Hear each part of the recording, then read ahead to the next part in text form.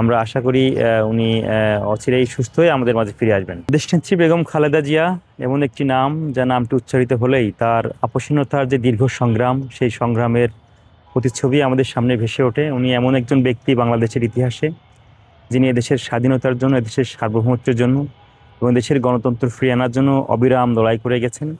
এবং উনি এখন পর্যন্ত বাংলাদেশে এমন একটি নাম, যে সকল দলের সকলকে নিয়েই, বাংলাদেশিদেরকে নিয়ে কাজ করার যে একাগ্রতা, সেটা দেশনেত্রী বেগম খালেদা জিয়ার মাঝে আমরা সব থেকে বেশি দেখতে পাই। এবং উনি অসুস্থ অবস্থায় আছেন, হসপিটালে আছেন।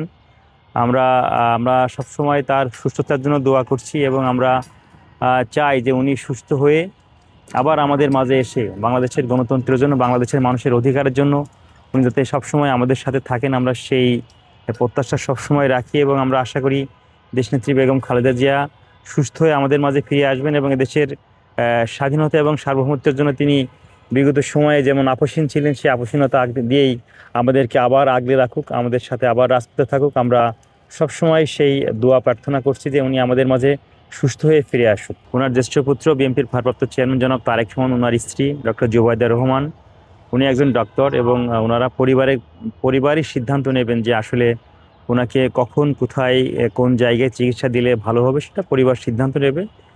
পরিবার যে সিদ্ধান্ত নেবে, দল ছিল সেটা আপনাদেরকে পরবর্তী জানাবে। আমরা মনে করি ওনার পরিবার সবসময়, আমাদের বিএনপির ভারপ্রাপ্ত চেয়ারম্যান তারেক রহমান সবসময় এবং ডক্টর জুবাইদা রহমান, উনিও সবসময় তত্ত্বাবধানে আছেন। দেশনেত্রীর জন্য যেটা ভালো, সেই সিদ্ধান্ত ওনারা পরিবার থেকে নিচ্ছেন। আমরা আশা করি উনি অচিরেই সুস্থ হয়ে আমাদের মাঝে ফিরে আসবেন। মাতৃস্নেহ পাওয়ার জন্য যে কি আকুতি, কি মিনতি বা কি আবেগ প্রবণতা থাকে, সেটা উনি অলরেডি ওনার সামাজিক যোগাযোগ মাধ্যমে বলেছেন। সবাই চান যে অসুস্থ হয়ে মায়ের পাশে থাকার জন্য। আমরা সবসময় চাই, আমরাও চাই যে আমাদের মায়ের পাশে থাকার জন্য।